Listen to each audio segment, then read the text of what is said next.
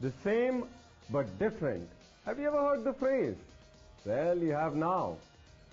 Let me ask you, what's the difference in right and right? What's this guy on about, you'd ask. But bear with me for a moment. Well, let me give you a hint. Right has got something to do with this. Still not clear? I would only say you'd add this to the word right to give me this. Give up? The answer is the Wright brothers, who invented the planes. I was just trying to draw your attention to what we're going to discuss today. So, fasten your seat belts, make sure your seats are in the upright position because Math 11 is just to take off.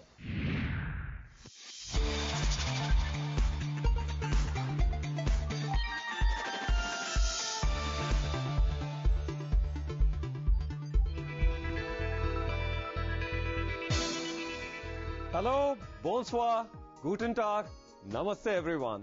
My name is Shankar and I'll be your coach in this game that we call Math 11, where we aim to score all the time. In today's episode, we're going to learn about the difference of two given sets.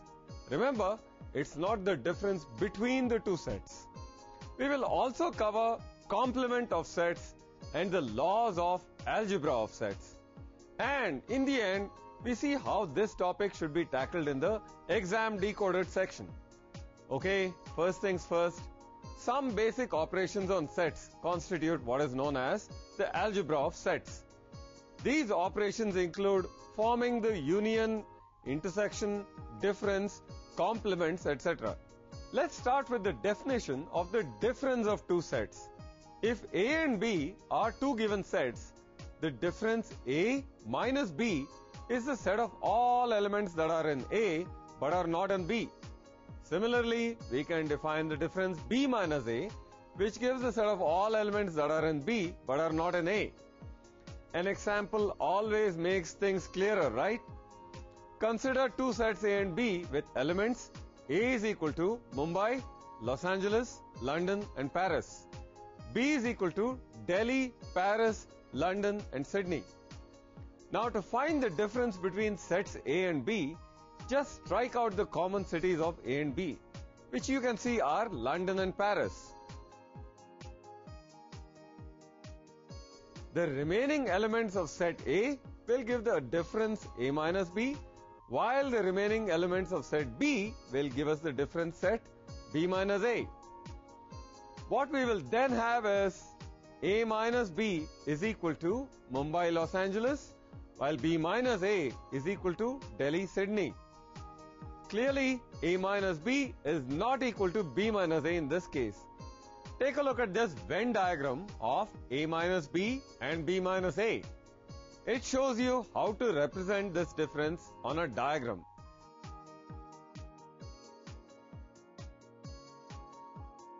You'll see that these diagrams really simplify things. You can quickly understand the relation between different sets with the help of Venn diagrams. So practice using them as much as possible because that will help you a lot while solving problems. And at the expense of repeating myself, let me say it again, the more you practice, the better you get at mathematics. Let's take a look at another example. Let us visualize this situation. This example shows the difference can be a null set as well. Therefore, we can formulate the first property of the difference of sets. The difference A minus B will be a null set if A is a subset of B.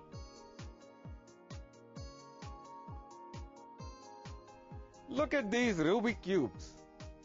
They look like two sets which are similar to each other, right? Look carefully and tell me, can you spot any difference between the two? I don't think there's any. There are 9 colors to each side and the only thing that differs is their placement. You see, order is immaterial in a set. This prompts us the question, what will be the difference of two equal sets? This would be equivalent to asking, what is in a set which is not in it? The answer, of course, will be an empty set. It's like subtracting two numbers a minus a. What do you get? 0. Empty set. Going back to the puzzle which I told you at the start of the episode, right has the letter W which is not in the word right. Fun apart, what exactly we were looking for was the set of letters in the word right and right. The first set contains the letters W, R, I, G, H and T. The second set contains the letter R, I, G, H and T. The first set has the letter W which is not in the second.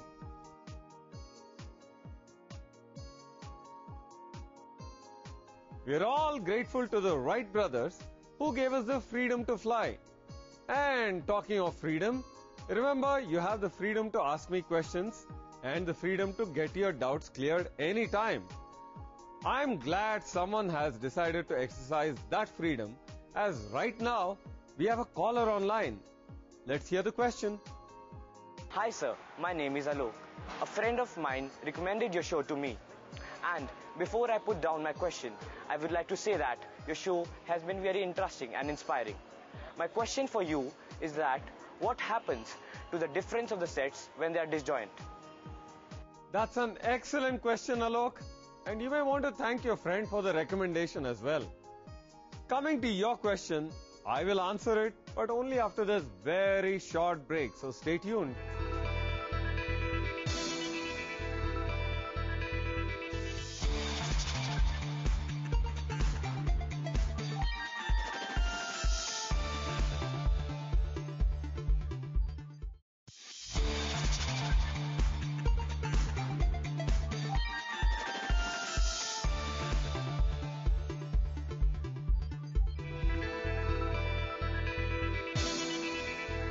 So, do you have the answer to Alok's question? No? Well, I'll tell you, but first, if you've just joined us, I would like to welcome you to Math 11. I am Shankar, your travel guide to this wide world of mathematics. To answer Alok's question, I'm going to pick up an example which satisfies the condition in his question. Observe the two sets that are given here. A is equal to 2, 5, 8, 12, 19. And B is equal to 1, 6, 7, 10, 15, 16. They are disjoint. To write A minus B, I need those elements of A which are not in B. As the sets are disjoint, no element of A is present in B. Therefore, A minus B is simply A. Similarly, B minus A should be, you guessed it, B only. That's the difference of two disjoint sets for you. Time to jog your memory a little more. You must all be familiar with the concept of the universal set. It lays out the context of all the sets under consideration. The universal set is where you go picking elements to construct your sets. Now the set U minus A is the set of all elements in U but not in A. Straightforward, right? This set is called the complement of A. Therefore, we can define the complement of A as the set of all elements of U which are not elements in A. A complement is denoted by A prime or AC.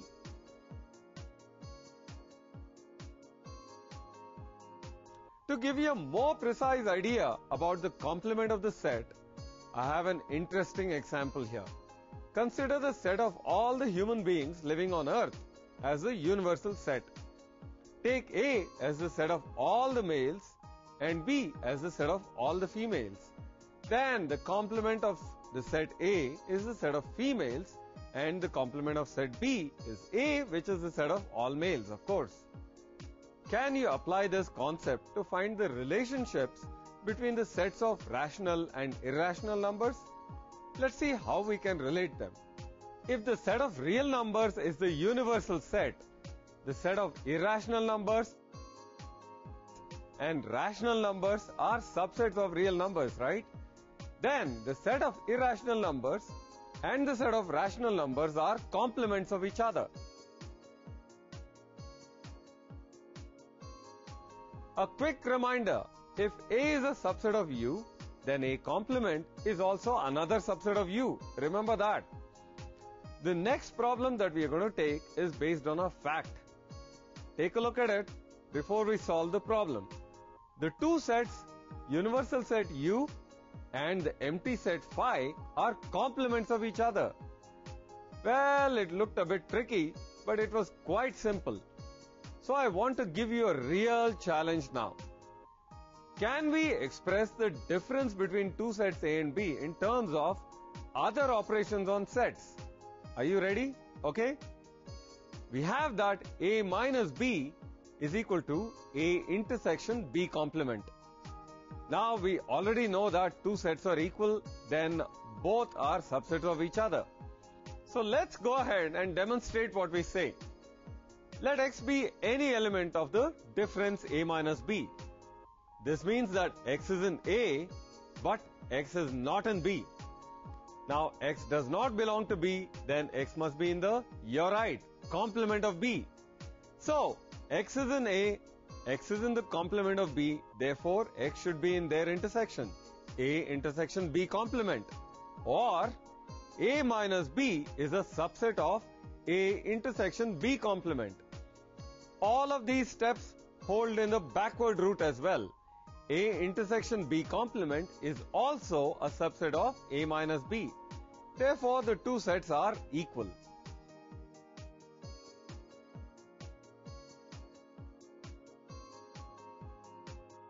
These sets seem to have a lot of interesting properties. Can you think about the complement of a set? It's a good idea in this case to use the Venn diagram. The Venn diagram tells us that A complement is A, quite visually. But note that it's just verification, not a proof. A Venn diagram can quickly give you an answer, but you need to work out the proof separately. For that, you can follow these steps. Let A be any set and U the universal set. Then by definition, what is A complement? It is equal to the set of all elements X in U such that X is not in A. So what is A complement? It's a set of all elements X in U such that X does not belong to A complement. We know that X is in A when X does not belong to A complement, right? Therefore, A complement can be simplified as the set of all X such that X is in U and X is in A, which is nothing but our entire set A. Thus, we have proved that A complement is equal to A. This property is known as the involution law. No theory is complete without the study of laws behind it. So let's have a look at some more important laws pertaining to this topic. The next on the list is the complement law. According to this law, A intersection A complement is phi. A union A complement is the universal set U. Phi complement is U, U complement is phi. A complement is nothing but the set A. From the complement laws, we move on to De Morgan's laws. De Morgan gave us two important laws, very important ones. The complement of the union of two sets A and B is equal to the intersection of their complements. This is one of the most important laws of set theory. Let's visualize this situation. The Venn diagram on your screen clearly verifies this law.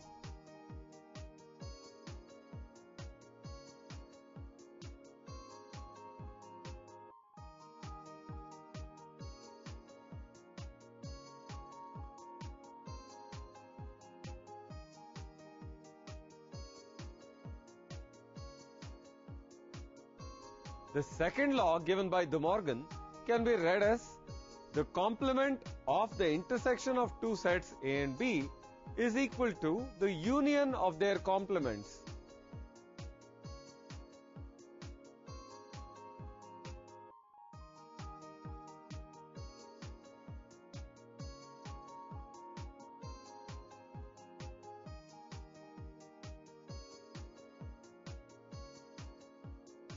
You have seen the verification of De Morgan's laws with the help of Venn diagrams.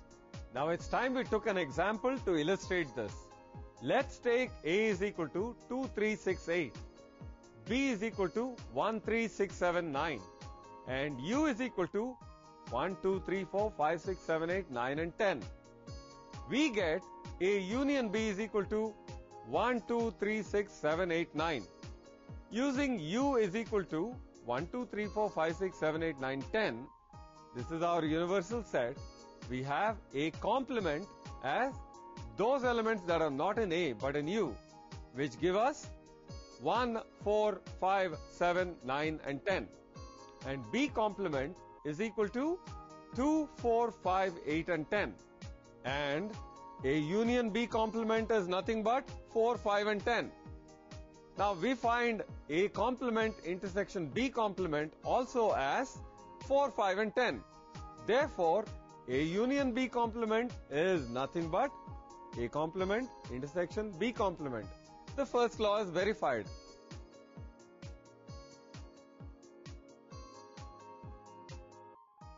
Similarly, you can verify the other one as well.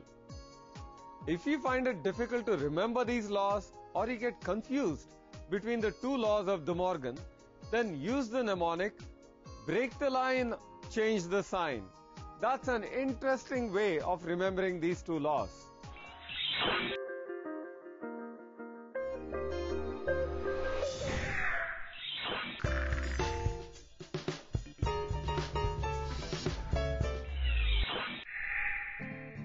Augustus De Morgan, an Indian-born English mathematician and logician, introduced the formal version of the laws of propositional logic. His formulation was influenced by George Boole, who came up with Boolean logic. A similar observation was made by Aristotle and the Greek and medieval logicians. These laws are very helpful in making valid inferences in proofs and deductive arguments. They are also useful in the implementation of basic logic gates such as AND gates, OR gates, NAND gates, XOR gates, and so on. These are gates that are used in electronics. Logical gates take binary inputs from the set 0, 1 and give rise to a binary output. For example, an OR gate does what is essentially the union of its inputs.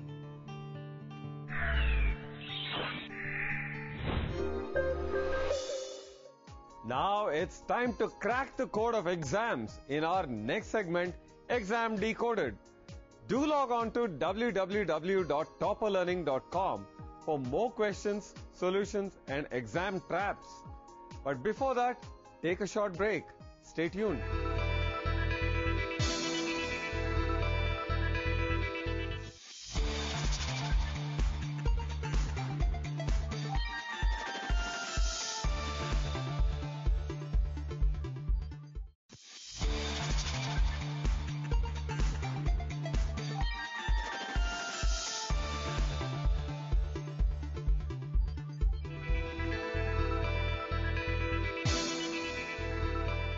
Hi and welcome back to Math 11.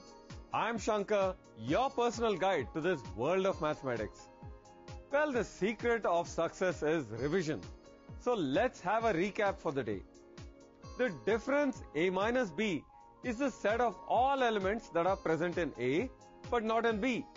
In general, the difference A minus B and B minus A are disjoint sets. The set A minus B is a null set when A is a subset of B. A prime denotes the complement of set A with respect to the universal set U. It's also written as A with a C on top.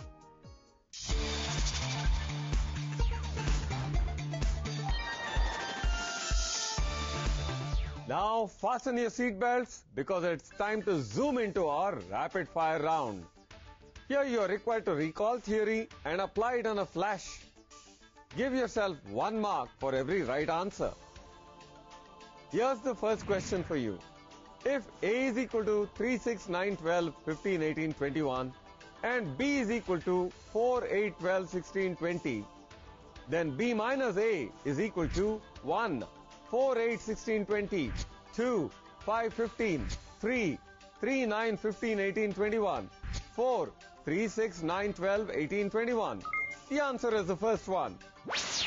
Next, the set A minus B, where A is a subset of B, will be 1, A, 2, B, 3, A union B, 4, the empty set phi. 4, move on. Here's question 3. If U is equal to A, B, C, D, E, F, then the complement of the set A is equal to B, D, F is given by 1, A, C, E, 2, B, C, D, E, F, 3, A, 4, the set A. Easy. Option 1 is the right answer. My fourth question is, let U is equal to 1, 2, 3, 4, 5, 6, 7, 8, 9. A is equal to 3, 4, 9 and B is equal to 2, 6. Then A intersection B complement is 1, U, 2, 2, 6, 3, 2, 3, 4, 6, 9, 4, 2, 6, 7. The correct answer is option 1. And the last question is, the difference of two disjoint sets A and B is A. True or false? The answer is true. That's the end of the rapid fire. Now quickly tell me the scores, or rather see them for yourself. If you've got all of them right, you're a high flyer for today. If your score is 3 or 4, then you're an achiever. And if your score is somewhere between 0 to 2, then you're a learner. Nothing to worry, just log on to topperlearning.com for more study material and practice sessions. Today's topic is a part of the unit Sets and Functions, which is worth 29 marks in the exam. That's right. This topic tests the students on the conceptual abilities. The questions could be on finding the complement or the difference between any two sets or verifying one of their properties, which we've already learned. You can expect a 1 mark or a 4 mark question from this section. Let me take you through an ideal answer based on conceptual ability. The clearer the concept, the easier it is to apply to a problem. Here's your question. Suppose A is equal to 2, 6, 8, 9, 10. B is equal to 6, 8, 10, 12, 13, 19.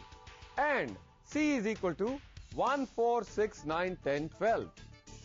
Verify that 1, A minus B intersection C is equal to A minus B union A minus C. 2, A minus B union C is equal to A minus B intersection A minus C. Here's the answer. Given the sets that we have, B intersection C is equal to 6, 10, 12. Therefore, A minus B intersection C will be 2, 8, 9. This step gives you your first mark. Now A minus B is equal to 2, 9 and A minus C is equal to 2, 8, which gives us A minus B union A minus C is equal to 2, 8, 9. That proves the first part of the question. That is, A minus B intersection C is equal to A minus B union A minus C. And that gives you the second mark. Now we move to the second part of the question. We have B union C is equal to 1, 4, 6, 8, 9, 10, 12, 13, 19, which gives A minus B union C is the singleton set 2, as well as your third mark. Next we have A minus B intersection A minus C is equal to 2, or A minus B union C is equal to A minus B intersection A minus C. That completes your answer and gives you the full 4 marks.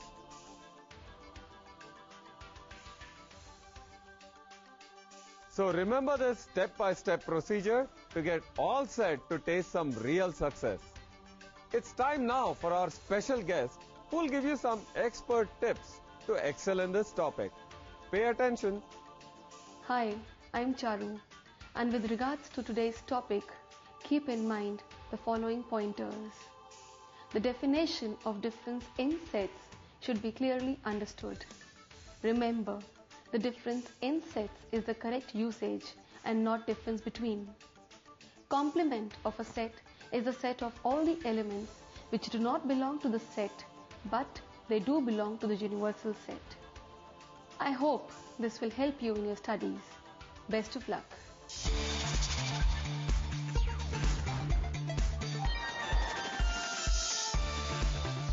Okay, so that brings us to the end of the show. As you know by now, set theory provides a solid framework for logic and supports your arguments if you were to become a lawyer. You see, mathematics has applications in every place and facet of life.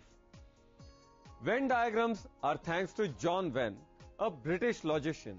He said, and I quote, "Logic and therefore probability as a branch of logic is not concerned with what men do believe, but what they ought to believe if they are to believe correctly." Well, I'm sure that not just in your exams, but outside of them as well, a little logic will go a long way. Goodbye and cheers.